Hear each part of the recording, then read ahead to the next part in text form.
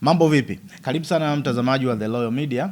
Majina yangu naitwa Heri Kilaya. Najua sasa hivi tukiwa tunajiandaa kwenda kwenye kushuhudia kufanya maendeleo, mabadiliko na kutatua zile changamoto ambazo huwa zikitokea mara kwa mara kwenye mashindano hayo.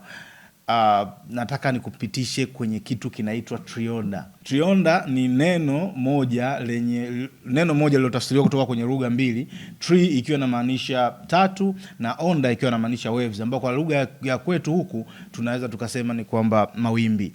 Trionda umekuwa ni mpira ambao umekuwa na teknolojia kubwa sana, lakini kama wengi tunavyokumbuka historia ya kombe la dunia kuanzia mwaka 1930 ambapo mpira wa kwanza kabisa ambao ulitumika kwenye World Cup ulikuwa unashonwa kwa kutumia mkono, na wengi wanakumbuka kwenye tukio hilo la kimichezo kubwa sana ambao finali ya kombe la dunia la mwaka 1930 uliotokea utata mkubwa baada ya timu ya taifa ya Uruguay na timu ya taifa ya Argentina ambazo zilikuwa zinacheza finali kugombana, na kila timu moja ikilazimisha mpira ambao wameushona wao ndio uchezewe finali hiyo. Baadaye FIFA walikuja na suluhisho ambao kipindi kimoja kilichezewa mpira wa Uruguay na kipindi kingine kilichezewa mpira wa Argentina. Tokea hapo kandarasi ya kuweza kutengeneza mpira wa kwanza kabisa wa World Cup ambao ulikuwa wa kisasa, ambao kama wengi tunavyokumbuka ndio mpira maarufu mpaka leo, ambao umekuwa ni mpira wenye doti nyeusi na nyeupe. Mpira huu ulitengenezwa kwa sababu ya visibility, kwa sababu ya kuweza kuonekana vizuri kwenye TV zile ambazo hazina rangi. Kwa hiyo baada ya hapo mabadiliko yamekuwa mengi sana, mpaka mtazamaji wangu najua unakumbuka mwaka 2010 mpira maarufu zaidi ambao ulipata jina kubwa sana, mpira wa Jabulani. Mpira huo ambao ulitokana na jina la Kizulu Jabulani, ambao ulikuwa kinamaanisha kwamba kushangilia, ulipata jina kubwa sana pamoja na kukosolewa na baadhi ya wachezaji, hasa makipa ambao walikuwa wanacheza World Cup hiyo 2010 wakidai kwamba mpira huo ulikuwa una tabia ya kubadilisha mwelekeo ghafla. Hivyo Adidas wamekuwa kila changamoto wanaibeba na kwenda nayo kwenye mashindano mengine. Tukikumbuka finali zilizopita tulikuwa na mpira wa Al-Liha ambao finali ambazo zilichezwa Qatar. Mpira wa Al-Liha ambao ulikuwa unasifika sana kwa kasi. Al-Liha ni neno la Kiarabu ambao ulikuwa kinamaanisha safari. Mpira huo ulisifiwa sana kwa kasi kubwa na kufanya wachezaji wengi wakiamini, hasa maforward wakiamini kwamba ndio mpira ambao ulikuwa unastahili kuchezewa World Cup. Mpira ambao ulikuwa unaonekana kwamba ulikuwa na bahati na Lionel Messi pamoja na Kylian Mbappe ambao walikuwa wamefunga magoli mengi sana katika mashindano hayo. Sasa Adidas wameendelea kuja na mabadiliko kila World Cup inavyokuja, kama ambavyo tunaona FIFA pia wamekuwa wakijaribu kutengeneza kanuni na vitu vipya zaidi kwenye kila World Cup, nia ikiwa ni kuyafanya mashindano hayo kuwa bora. Na hii ndio imesababisha mashindano haya kuwa ndio mashindano pekee ambayo hayajawahi kupoteza mvuto wake tokea yameanza. Sasa wamekuja na Trionda.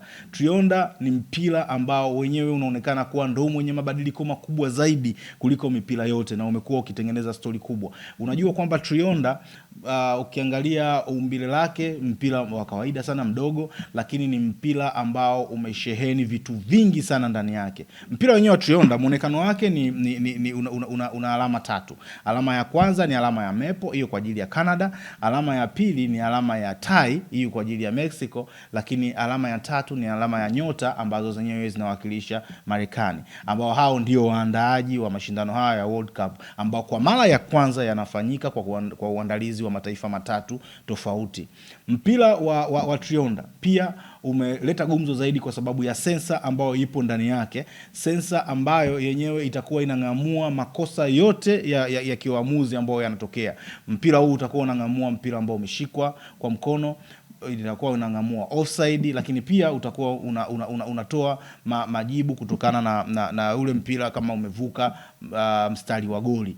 Mpira huo utakuwa unatuma taarifa haraka kwenye vyumba vya VAR na kutoa maamuzi haraka zaidi, tofauti na mwanzo tunavyoona VAR inakuwa inatumia dakika nyingi sana katika kuamua. Lakini VAR itaamuliwa moja kwa moja na Trionda, kwa sababu sensor hiyo itapeleka taarifa kwenye chumba cha VAR and then wao wataona haraka zaidi na kuamua kwamba kama mpira huu ulishikwa, mpira huu ni offside, au mpira huu ulivuka goli, kwa hiyo inatakiwa iamuliwe kwamba ni goli. Mpira wa Trionda pamoja na sensor hiyo ambayo ina uzito wa gramu 14.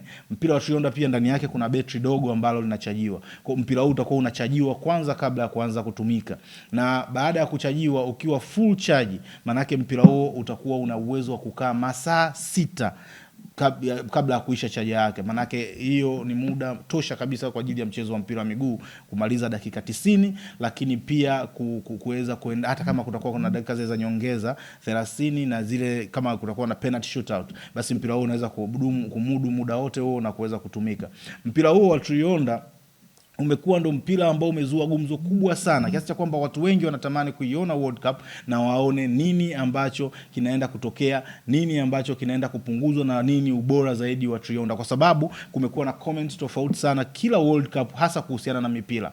Watu wanataka kuona, je, wachezaji ambao wanakwenda kucheza World Cup msimu huu watatoa comment gani kuhusiana na Trionda, ingawa kwa sasa hivi mwanzo wachezaji wengi wamekuwa wakiusifia mpira huu wa Trionda. Najua najiuliza, je, kama nautaka mpira huu unauzwa shilingi ngapi? Huu mpira unauzwa kwa thamani ya dola 175 ambao ni sawa sawa na 446,200 na ushe huko. Kwa kama unahitaji unaweza kuagiza ukawa moja kati ya historia kwako ya World Cup ya 2026. Karibu sana, naomba uendelee kusubscribe channel yetu na ucomment hapo. Je, unasemaje kwamba teknolojia inavyozidi kwenye mpira inaleta ladha au inapunguza ile ladha? Kwa sababu kuna baadhi ya watu wanaamini kwamba ile hali ya kubishana, ile hali ya kuleteana utata kwenye mpira ilikuwa inaongeza ladha, lakini kadri siku zinavyoenda tunaona FIFA wakiwa wanajitahidi kupambana ili kuondoa utata na kila kitu kiende heri bin haki. Mimi naitwa Heri Kilaya Nyomole. Karibu sana uweze kusubscribe, comment hapo chini kwenye channel yetu ya The Loyal Media.